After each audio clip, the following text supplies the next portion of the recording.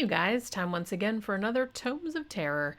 And today we're talking about a little slim novel that came out quite a while ago by a rather established horror author.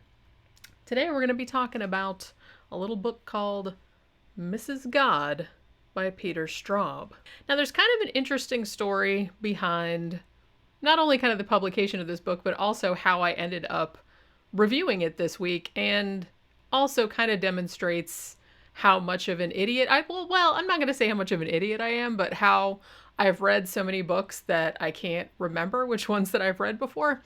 All right, so basically what ended up happening a couple of weeks ago, I was in downtown Sanford, and I was perusing through a very large used book and record store down there. I think it's called Maya's. And I was looking for some more books to review on the show because even though I have like a huge pile that I still have to get through, you can never have enough books. You know how that goes. So I saw this one, this little hardback by Peter Straub, and I was like, oh man, it's like I've never heard of that one. And it was only a couple of bucks. So I thought, well, I'll pick that one up. And I picked up a bunch of other ones too, which I will review later on. When I started reading this book, I was like, this sounds like a little bit familiar. So then I went online and did a little bit of research into this book. And it turns out that Mrs. God was actually originally sort of a novella short story, but still quite long, in this short story collection called Houses Without Doors, which I bought many years ago. I can't even remember like how many years ago I read this. So it turned out that I had actually read this book before, but that I hadn't really remembered it. Now, I'm not sure if the version that's in Houses Without Doors is exactly the same. Like, I skimmed through this version here in the paperback, and like it seemed like the beginning and the end were the same, but I think it's a little bit shorter. So I think that this was actually kind of expanded out to novel length, I guess, even though it's actually still quite short. I think it's only like 156 pages, something like that. Did I get that right? 181. I was a little bit off. But yeah, that's still pretty short for a novel. So what ended up happening with this novel particularly was that it was first released in 1990, like as a limited edition. And I think it was only like 1,200, 1,300 copies, something like that. And I think like the first 600 that came out were like super special edition. They had like really nice leather covers, and they were all signed by the author and everything like that. And then later on, it was kind of released in Houses Without Doors, I believe. And then it was released as a trade hardback, which this is right here. Even though I had read this before, I didn't really remember that much about it. So it was almost kind of like reading a new thing. So, you know. So basically, I think when I started reading this again, the only part of this story that I remembered from my original reading of it was the part where the guy, like the main protagonist, who's an American, and he goes to England for, you know, a research fellowship or something, which I'll get into in a bit. And I found it very amusing, like all of the stuff about him kind of having culture shock, I suppose, at like going to England for the first time, and, you know, stuff about like the ploughman's lunch, like him not knowing what that is, and like being bummed out when they bring it to him because it's like, what is just like a wedge of bread and cheese? What the fuck is this about? So stuff like that. And me being an American who in the 90s and 2000s went back and forth to England a great deal of time. So that kind of thing like amused me. So it's not surprising that was like the main thing about the story that like stuck with me, I guess, because even though I didn't have exactly the same experiences, I could see where the dude was coming from, like, you know, being an American and going there for the first time, and like this it being like a weird, almost like a weird alien civilization, or just like in little things that stuck out to you. So I think that was maybe why I remembered it. So the story of Mrs. God is about this guy named William Standish, and he's like an academic, and he works at this, or he's like teaches at this kind of small but, you know, rather prestigious college. I guess it's not like a big deal one or anything, but it's like, you know, I guess sort of well regarded. He's basically, I guess, like his superiors. I'm not real familiar with how how academia works, so, you know, correct me if I'm wrong, but they're basically getting on his case too. It's like, look, you haven't published, you know, I don't know if he's going for a PhD or you haven't published a thesis or something like that, but they're basically like, well, you need to publish something like significant, or you're out on your ass, or you have to look for another job or something like that. So he basically decides that he's going to he wants to do like this huge research project, which he hopes will turn into a book about a distant relative of his. I believe it's his grandmother or his great-grandmother, Isabel Standish, who was a poet, like, back in the day, and who he feels is, like, the lost Emily Dickinson, and, like, nobody knows about her. And so he's kind of going to bring her genius, like, into the light, I suppose. So what ends up happening is that he gets word that he is the recipient of a very, very prestigious and very rare fellowship at this place called Eswood House, which is like this big manor house in England that's owned by the Seneschal family. And it's basically like, over the years, has become like this massive repository of very rare, kind of literary artifacts from like very famous writers, T.S. Eliot, Ezra Pound, Henry James, like all these people in the universe of the book actually stayed at this house for time periods and like left some of their very valuable papers there, like as a thank you.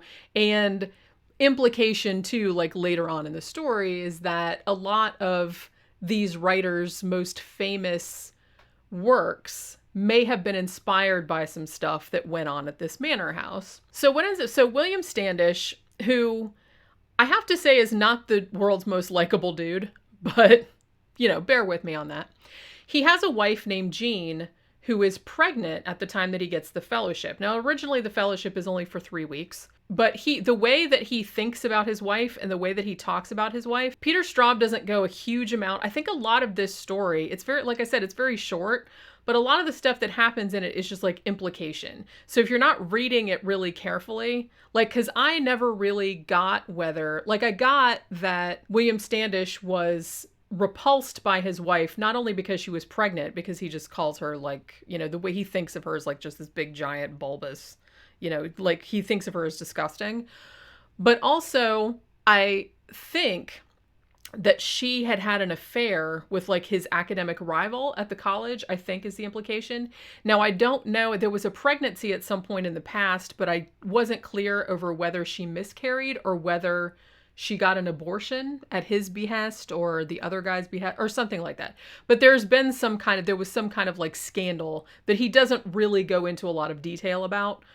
So that was something that was kind of going on in the background, which was another thing that made him very excited to get this fellowship, because he could get away from this wife who had become very repulsive to him. So he goes over to England, to Eswood House, by himself. I mean, his wife is like fixing to pop, man. It's only like, a month or something away, but he's like, oh, I'll be back before the baby is born. It's fine, or whatever, even though he really, in reality, doesn't really seem to give that much of a crap, but, just to make her feel better, I guess he says that. So he goes over to England, and when he gets over there, he's initially very charmed. And like I said, he thinks of it almost like a weird alien civilization because he's never been there. And he finds everything very strange, but also like kind of delightful. You know what I mean?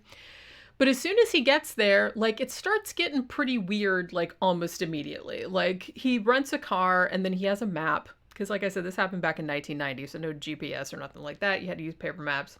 This part of the book, I think, was probably my favorite part, like this beginning part, because it was like regular shit, but then there was just like all these creepy little details. Like he'd be driving, in this kind of through this village or whatever, and he sees like a face at a window that he's not sure that he saw. He stops at a pub to get some food, and he's like thinking to himself like, oh, this is so charming, and I can tell people I stopped at this little place and I had this and that. And it was like he's like always thinking to himself like how he can tell somebody else about what he was doing. Like it was, I don't know, it's just like really funny. But so the place that he stops at, though, there's like some kind of weird shit going on in there too. Like the pub guy, there's nobody else in the pub except for the publican and this other girl who was his wife, daughter, I don't know, but she's like really heavily pregnant as well, which I guess was kind of like a throwback to like William's wife. And the publican is like really a little bit rude. And he's basically like, oh, what are you going to Eswood House for? It's like somebody got murdered up there and all this other stuff. Then he basically like something weird happens with the pregnant girl, and like they kick William out, like, hey, we're closed now. And like he just takes the wedge of cheese like from his plowman's lunch, and he's like outside going, what the fuck just happened? So there's all that kind of shit like building up to it. Now when he gets to this manor house, it's really weird because he first meets this woman and he is immediately like taken with this woman who you're not really sure. She doesn't say what her name is. She doesn't say what her position is. Like, is she the housekeeper? Is she like his handler? Like, who is this person? But she's very charming. She seems a little flirtatious, or at least that's how he perceives it. And he immediately starts like kind of flirting back and being like, kind of like, yay, I'm into this chick and maybe she digs me too, and all this other kind of stuff. So she basically kind of brings him in the house. They get him all set up. And the creepy thing, like I said, this is why this was my favorite part of the book, was because the creepy thing is that it always seems like there's servants in the house, because like shit gets done. Like his bags get carried up to his room, like all his clothes get laid out. There's always like really nice food laid out, but he never sees anybody. And the woman who originally was there to like lead him into the house and like tell him a little bit about the shit, he never sees her again either, even though he very much hopes to, because like I said, he kind of develops like a thing for her very quickly. The only other person that he sees in the house is this other dude who you're led to assume at first is kind of like the overseer of the library. Because at this point, I think the manor, even though it's still owned by the Seneschal family, and he seems to think that the two remaining living seneschals, who would be very elderly, are still living in the house, but he never sees them either. Although in the other wing of the house, he does see like lights and what look like figures like walking around over there, but he never really sees them. But this one dude that he sees, he just presumes, because he gives him the name Robert Wall, so he's just presuming that this is the dude that's like overseeing the library, is like overseeing the foundation, because that's like basically what this house is now. It's like a literary foundation. So this guy, again, like seems very friendly, very helpful. Although when William asks him a couple particular questions, he seems not standoffish exactly, but like he doesn't really want to answer them, or he just kind of like changed the subject. Like, yeah, let's just talk about something else. Like he didn't hear him or something. So he thinks that's a little bit weird.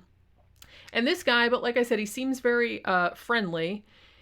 But then again, like little weird things happen. Like they keep giving William the same dinner, which is like some kind of like meat dish with mushrooms, which apparently was the same thing that Isabel Standish ate, like his relative, like when she was staying there and writing poems. And they always give him the same breakfast, which is like kippers and like something else that I can't remember the pronunciation of, which he like finds really gross, but they keep giving it to him anyway. And like I said, he never sees anybody in the kitchen. He never, like, he goes in the kitchen and like the stove is hot, but there's nobody in there. But he always has food and like really nice wine and scotch and everything like that. So Robert Wall, who he talks to for like, it's a night, and I think he sees him the next day, but then that guy is basically like, oh, okay, I have to go like do some business or something. And then he never sees that guy again either. Now, as the story goes on, it's almost kind of like, this one I don't really want to spoil too much. Although I may just a little bit, just like some of my other ones. I never really know what I'm going to say like on these. I just kind of turn the camera on and just start talking. But it starts out almost like a ghost story. You're kind of either led to believe that either the seneschals are dead or their kids are dead or something like that and they're ghosts, or that the ghost of Isabel Standish is haunting the place, because he seems to hear like a woman giggling. He seems to like feel or see someone in his room sometimes. He hears footsteps, like just standard like haunting, like ghost shit. But as the story goes on, you start to question whether this dude is just losing his marbles. Because the one thing about this book that I will say, and the reviews I've read of this were very, very mixed. Like some people really, really loved this book. And then I read a couple reviews of it that were very, very negative. One criticism that I will agree with is that what's going on in this story is not super clear, at least at first reading. Like I said, I've read this twice, but I didn't realize that this was the second time I was reading it, really. And two, by the time I figured that out, I was like, well, I read it the first time like such a long time ago that it didn't really register like what was going on.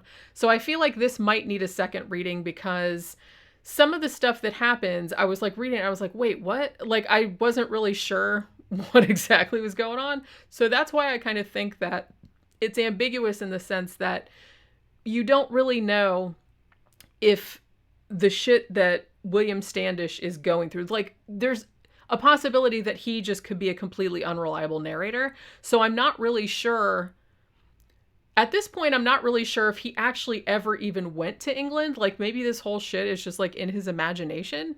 You know, that's how far I'm going. That's, like, how ambiguous this story is. Like, you could totally read it as him never having gone there at all, or him having gone there and nothing was it. Because there is one scene in there, and again, this is spoiler alert, spoiler. So if you don't want to, like, know anything, you know, what are you doing watching this? I don't really know. But, you know, if you don't want to know anything about the story, then probably, like, don't listen to it any further than this.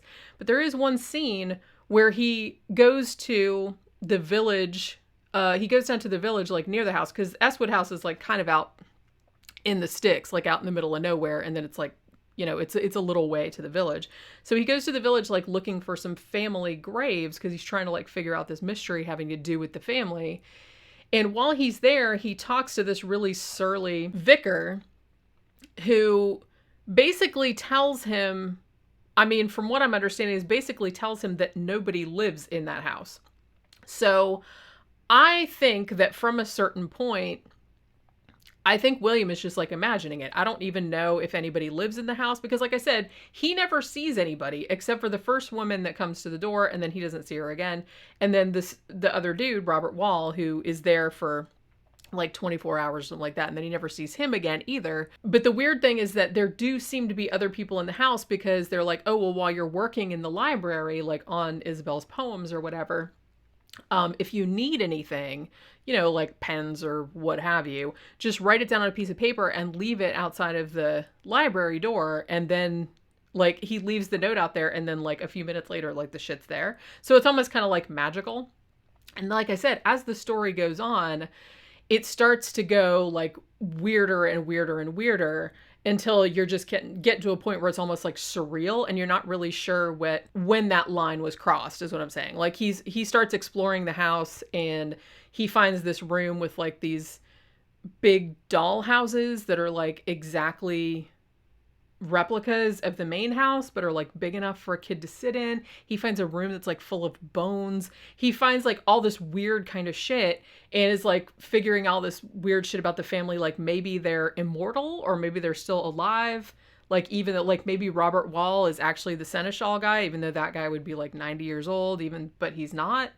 And like I said, the implication too is that if these writers did stay at this house, which presumably they really did because there's photographs and stuff, that, you know, stuff like, you know, the turn of the screw, like Henry James, like, this house was supposedly the, you know, the inspiration for the house in Turn of the Screw.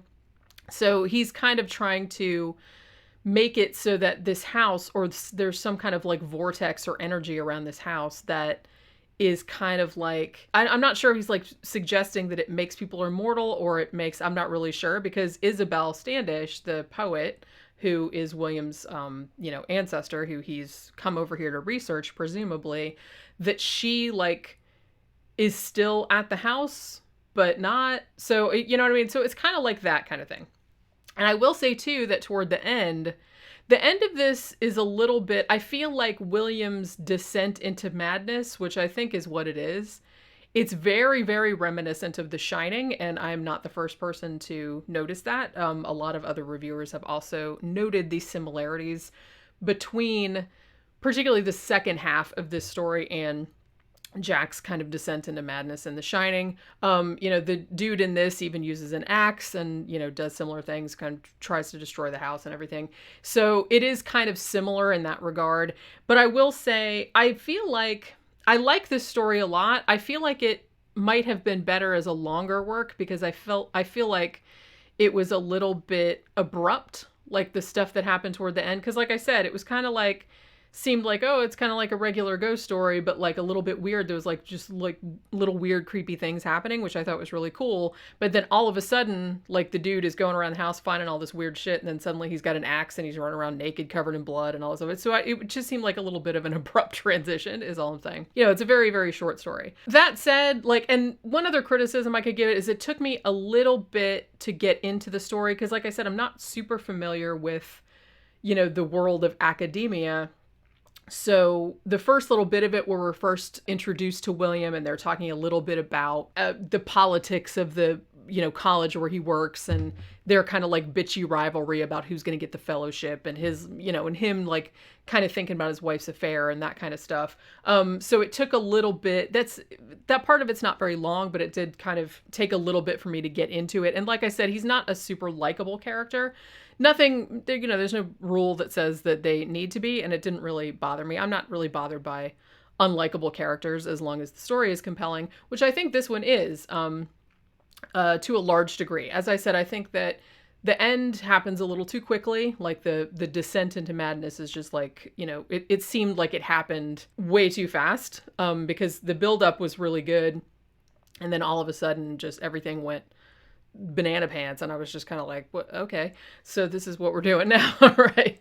But it's I guess it's like kind of a minor criticism, but I would have liked to see this as a longer work, because in general this is obviously not the first Peter Straub I've read. I've read Houses Without Doors, like I said, which is very good and has the original version of Mrs. God in it, which is a little bit shorter than this one, I think.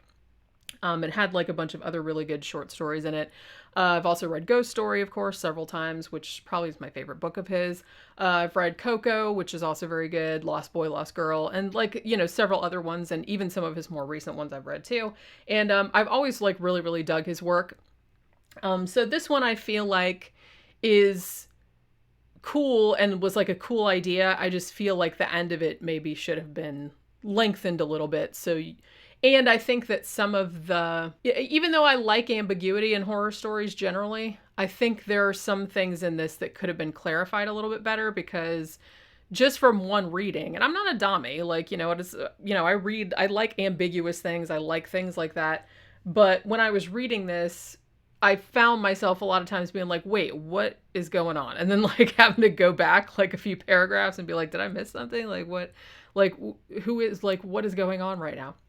And like, what does that mean? Is like, so she lived there, she didn't die? Or it's like, I don't know. But so it just seemed like a little, like the end of it was a little bit muddled, is all I'm going to say.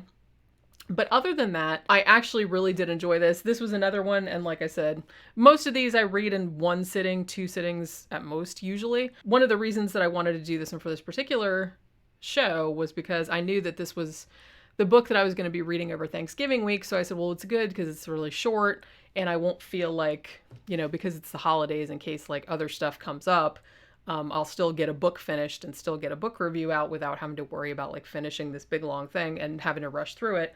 So it was a very, very quick read. Like I said, not my favorite Peter Straub, but a really decent story, like kind of ambiguous ghost story. If you like The Shining, certainly give it a whirl, because it's kind of similarly themed, I guess.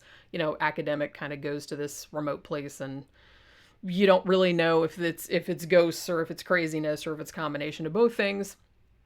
So I like that kind of story. So I liked this a lot. Like I said, it took me a little bit to get into at the beginning, and the end is a little bit, oh, all right, this is happening. But, other than that, it's a perfectly fine, perfectly entertaining horror story if you like that kind of thing. So check it out. It's called Mrs. God, and it originally came out in 1990, but this trade hardback, I believe, only came out a few years ago. I think there's also a limited edition, as I mentioned earlier. So if you're into Peter Straub and haven't read it, then check it out, and I will see you on the next one. Bye.